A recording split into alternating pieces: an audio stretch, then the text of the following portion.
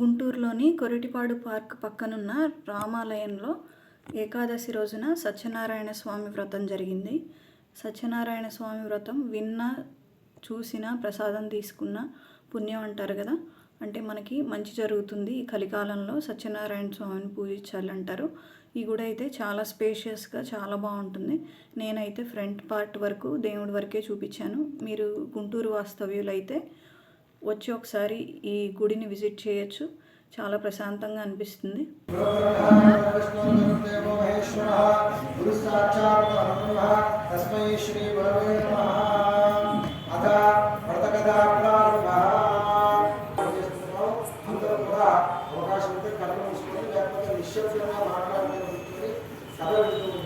సత్యేశ్వర భగవాన్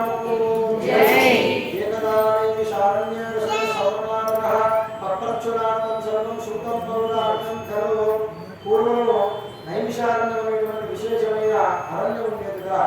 ఆ నైమిషారణ్యమైనటువంటి విశేషమైన అరణ్యంలో విశేషమైనటువంటి వనాల మధ్య విశేషమైనటువంటి ఆ దేవతా వృక్షాల మధ్య దేవతలు, ఋషులు, మునులు అందరూ కూడా భక్తి శ్రద్ధలతో తపస్సు చేసుకుంటూ ఉండేవారట. ఆ విధంగా ఆ నైమిషారణ్యమైనటువంటి విశేషమైన అరణ్యంలో దేవతలు, ఋషులు, మునులందరూ కూడా తపస్సు చేసేటువంటి పుణ్యభూమిలో సూతాశ్రమం అనేటువంటి విశేషమైన ఆశ్రమం ఉండేది కదా. ఆ ఆశ్రమంలో నిరంతరం దేవతల యొక్క వైభవం గురించి, ఆ దేవతల యొక్క కార్యాలు, అనేక యజ్ఞాలు, అనేక యజ్ఞగాగాది కృతులు నిర్వర్తిస్తుండేటువంటి సూత మహాముని అనేటువంటి ఒక గొప్ప పురాణ పండితుడు ఉండేవారుగా. అతడు పురాణాల గురించి, ఇతిహాసాల గురించి సాక్షాత్తు దేవతల సైతం అనుగ్రహించేటువంటి గొప్ప మహాముని. అటువంటి సూత మహాముని దగ్గరికి ఒక రోజున శౌనకాది అని పేరు గల మునులందరూ కూడా కలిసికట్టుగా వచ్చారట. వాళ్ళందరూ కూడా కలిసికట్టుగా వచ్చి ఆ సూతుల వారికి నమస్కారం చేసుకొని ఇట్లా అంటున్నారట, సూత మహాముని, మీరు అనేక పురాణాల గురించి, అనేక ఇతిహాసాల గురించి దేవతలందరికీ కూడా వివరణ చేసి వారి యొక్క జన్మని పునీతం చేసేటువంటి గొప్ప గురువులు, మీకు తెలియని విషయం ఏది కూడా ఉండదు అని అనేక విధాలుగా ఆ గురువులకు నమస్కారం చేయగా వెంటనే ఆ గురువుగా ఇట్లా అనుకున్నారట, ముని శ్రేష్ఠులారా, మీరు ఆశ్రమానికి వచ్చినటువంటి కారణం ఏమిటి అని అడగగా ఇక శిష్యులందరూ కూడా చెప్పారట, సూత మహాముని, రానున్నది కలియుగం. ఈ కలియుగంలో ప్రజలందరికీ అనేక కష్టాలు కలుగుతాయి, అనేక దారిద్ర్యాలతో, అనేక దుఃఖాలతో బాధపడుతూ ఉంటారు. వారికి ఆయా సమయాల్లో ఏ వ్రతం చేసినా, ఏ తపస్సు చేసినా, ఎటువంటి కోరికలన్నీ కూడా నెరవేరుతాయో అలాంటి విశేషమైన వ్రతం గురించి, ఏ వ్రతం చేస్తే ఎటువంటి కష్టకాలం ఉన్నప్పటికీ కూడా ఆ కష్టాలన్నీ కూడా తీర్చేటువంటి ఒక సన్మార్గాన్ని వాళ్ళందరికీ కూడా చెప్పి వాళ్ళని అనుగ్రహించండి ప్రభు అని ఆ సూత మహాముని అందరూ కూడా వేడుకోగా వెంటనే ఆ సూతులు వారు ఇట్లా చెప్తున్నారట, ముని శ్రేష్ఠులారా, మీరందరూ కూడా లోక కళ్యాణార్థం కోసం ఒక చక్కటి వ్రతం గురించి అడుగుతున్నారు. అందరికీ ఒక వ్రతము ఉన్నది. ఆ వ్రతము గురించి సాక్షాత్తు వైకుంఠంలో ఉండేటువంటి విష్ణుమూర్తి నారదుల వారికి ఉపదేశించారు.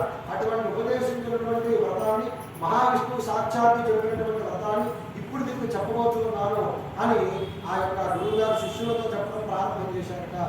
మనం చేసేటువంటి అన్ని వ్రతాల్లో కూడా సత్యనారాయణ స్వామి వారి యొక్క వ్రతం ఎంతో విశేషమైన వ్రతం అని చెప్పారండి. ఎందుకంటే ఇక్కడ మనం బాగా గమనించినట్లయితే ప్రతి అధ్యాయంలో కూడా తమ భక్తులు పడేటువంటి బాధ చూడలేక సాక్షాత్తు ఆ వైకుంఠవాసుడే ఒక మానవ రూపాల్లో, ఒక సన్యాస రూపాల్లో, ఒక వృద్ధ రూపాన్ని దాల్చి తన భక్తుల దగ్గరికి వచ్చి తానే ఈ వ్రతం చేస్తే మీకు ఉండేటువంటి కష్టకాలం అంతా కూడా పోతుంది అని చెప్పినటువంటి ఒక గొప్ప వ్రతం ఇదంతా కూడా. అటువంటి విశేషమైనటువంటి వ్రతం గురించి మీకు తెలియజేస్తున్నాను అని సూతులు వారు చెప్తున్నారట. ఒకనొక సమయమున ఆ నారదమహాముని లోక సంచారం చేస్తూ అదే దారిలో భూలోకానికి వచ్చారట. నారదమహాముని భూలోకానికి వచ్చేటువంటి సమయంలో భూలోకంలో ఉండేటువంటి ప్రజలందరూ కూడా కలిపురుషుడి యొక్క ప్రభావం చొప్పున అనేక కష్టాల పాలవుతున్నారట, దారిద్ర్యాలతో దుఃఖాలతో సంతానం లేక ధర్మం లేక బాధపడుతున్నారట. వారు పడేటువంటి బాధ చూడలేక నారద మహాముని యొక్క మనసు చెల్లించి ఆహా వీరు అనేక కష్టాలు పాలవుతున్నారు, అనేక సమస్యలతో బాధపడుతున్నారు, వీరందరికీ కూడా వీరి కష్టాల నుంచి పోవాలంటే ఒక మంచి సన్మార్గాన్ని కనుగొనాలి అనేటువంటి ఉద్దేశంతో నారద మహాముని వైకుంఠానికి వెళ్ళి జరిగిందంతా కూడా విష్ణుమూర్తికి విన్నవించుకుందామనేటువంటి ఉద్దేశంతో నారద మహాముని ప్రయాణం చేసి మెల్లగా వైకుంఠానికి చేరుకున్నాక వైకుంఠానికి చేరుకొని అక్కడ ఉండేటువంటి విష్ణుమూర్తికి నమస్కారం చేసుకొని శంఖము చక్రము గదము పద్మము మొదలగు విశేషమైన అలంకారాలు నిలవాడ శ్రీమన్నారాయణ, భక్తుల బాధలు తీర్చేటువంటి శ్రీమన్నారాయణ నీకు భక్తితో నమస్కారం చేస్తున్నాను అని అనేక విధములుగా ఆ శ్రీహరి కొనియాడుతూ ఉండగా ఆ నారద మహాముని యొక్క గానామృతాలకు ఆ ప్రభు సంతోషించిన వారి సంతృప్తి చెంది నారదుల వారితో ఇట్లా అంటున్నారట, నారద మహాముని నీవు వైకుంఠానికి వచ్చిన కారణం ఏమిటి నాయన అని అడగగా ఇక ఆయన చెప్పడం ప్రారంభం చేశారట. నాయన వైకుంఠవాసి, ఈ కలియుగం అంతా కూడా ఈ నాగచక్రం నిండి ఉన్నది, ఈ అఖిలాండం అంతా కూడా నీ పరిపాలన వల్ల ముందుకు కొనసాగుతున్నది నాయన. నేను వైకుంఠ లోకాలకు వచ్చి ముందుగా మానవలోకం నుంచి వస్తున్నాను. ఈ మానవలోకంలో భూలోకంలో ఉండేటువంటి ప్రజలందరూ కూడా అనేక కష్టాల పాల్గొతున్నారు నాయన. ఏది తప్పో ఏది ఒప్పో తెలియనటువంటి దుస్థితిలో ఉన్నారు, దుర్భరమైన కష్టాలు పడుతూ ఉన్నారు. వారు పడేటువంటి కష్టాలను కూడా పోయి వారికి శుభ సంపదలు సుఖశాంతులు ఇచ్చేటువంటి వ్రతము గురించి వారికి తెలియజేయండి అని అనేక విధంగా ప్రార్థన చేయగా నారదుల వారి యొక్క సంకల్పానికి ఇచ్చి ఆ యొక్క మహావిష్ణువు ఇట్లా అంటూ ఉన్నారు, నారద మహాముని నీవు లోక కళ్యాణార్థం కోసం ఒక గొప్ప విషయం గురించి అడుగుతున్నావు. అందులో ఒక వ్రతము ఉన్నది, ఆ వ్రతమే సత్యనారాయణ వ్రతము. రానున్నటువంటి యుగంలో నేను సాక్షాత్తు శ్రీహరి యొక్క స్వరూపాన్ని దాల్చి ఉంటాను. కావున నాకు ప్రీతిగా ఎవరైతే సత్యనారాయణ స్వామి వారి యొక్క వ్రతాన్ని ఆచరిస్తారో, ఎవరైతే హరినామ సంకీర్తన చేస్తారో, ఎక్కడైతే హరినామ సంకీర్తన వినబడుతుందో ఆ చోటులో ఉండేటువంటి దారిద్ర్యాలను కూడా తప్పకపోతాయి, నా భక్తులకు ఉండేటువంటి కష్టాలన్నీ కూడా నేను తప్పక తీరుస్తాను అని స్వామి వారు మాట ఇచ్చారట. అట్లా మాట ఇచ్చిన తర్వాత సత్యనారాయణ స్వామి వారి యొక్క వ్రతాన్ని ఏ విధంగా అయితే చేయాలో ఆ వ్రత విధానం గురించి చెప్పడం ప్రారంభం చేశారట.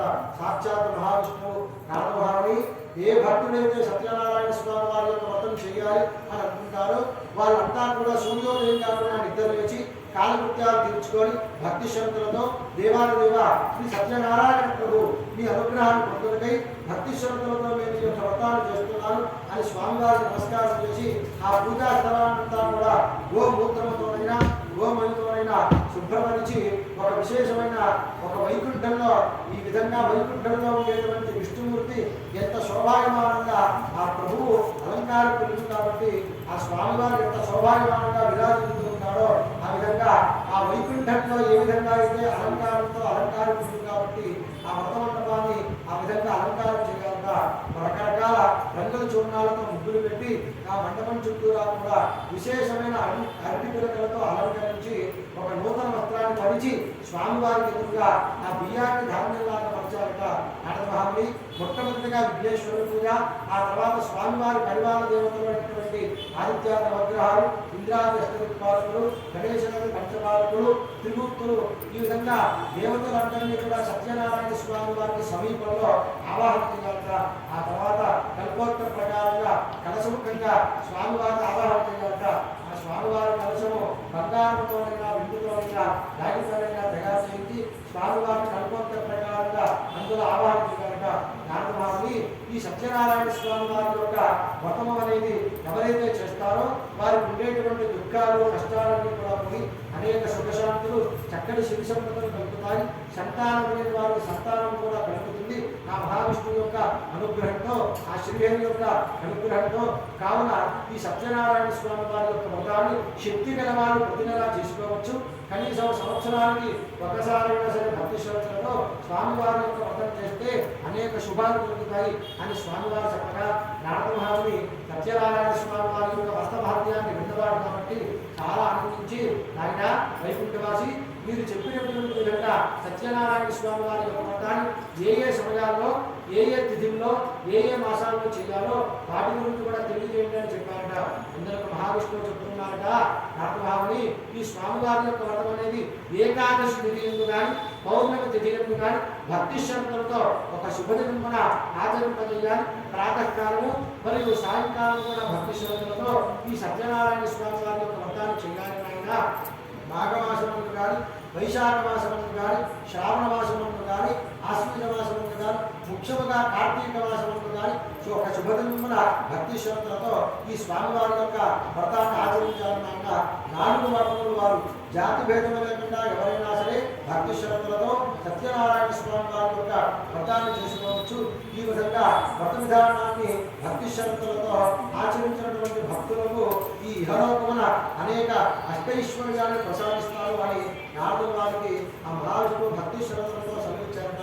ఇది కాకుండా నారద మహాముని ఎవరైతే స్వామివారి యొక్క వ్రతాన్ని చేయాలని అనుకుంటారో వారి శక్తి కలదు వాళ్ళు అరటి పండ్లు, పంచామృతాలు, గోధుమ ముక్క, ఇది లేకపోతే బియ్యము ముక్క, చక్కెర, ఇది లేకపోతే బెల్లము, ఇవి అన్నిగా చేరుపావు చొప్పున ఆ స్వామివారికి ప్రీతిపాత్రంగా ఉండేటువంటి ఆ గోధుమ పిండితో తయారు చేసినటువంటి గోధుమ ముక్కతో తయారు చేసినటువంటి ప్రసాదాన్ని స్వామివారికి నివేదించి వ్రత కథ స్వామివారి యొక్క వృత్తాంతం అంతా కూడా భక్తి శ్రద్ధగా విని తీర్థ ప్రసాదాలు స్వీకరించి వచ్చినటువంటి బంధువులందరికీ కూడా తీర్థ ప్రసాదాలు ఇచ్చి బ్రాహ్మణులకు దక్షిణ తాంబూలాలు ఇచ్చి ఆ వ్రతాన్ని మంగళహారతి సమర్పణ చేసి స్వామివారి యొక్క వ్రతాన్ని నిర్విఘ్నంగా పూర్తి చేయాలి.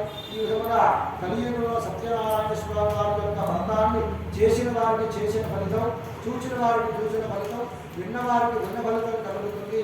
కలో స్మరణాన్ముక్తి అన్నట్టుగా కలియుగంలో హరినామ స్మరణ చేస్తే అనేక శుభాలు కలుగుతాయి.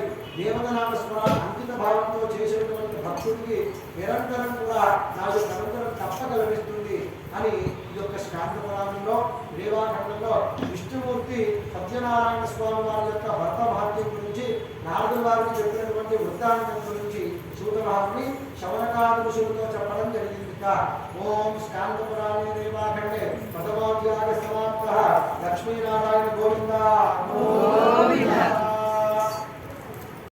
దేవాఖండంలో స్వామివారి యొక్క వ్రత మహత్యం గురించి ఆ నారదుల వారికి విష్ణుమూర్తి చెప్పిన వృత్తాంతం గురించి ఆ సూతుల వారు శవనకాది మహామునితో చెప్పడం జరిగింది. భక్తులకు నమస్కారం చెప్పి చెప్పండి. శ్రీ స్కాంతపురాణే దేవాఖండే సత్యనారాయణ వ్రత కథ సమాప్తః. లక్ష్మీనారాయణ గోవింద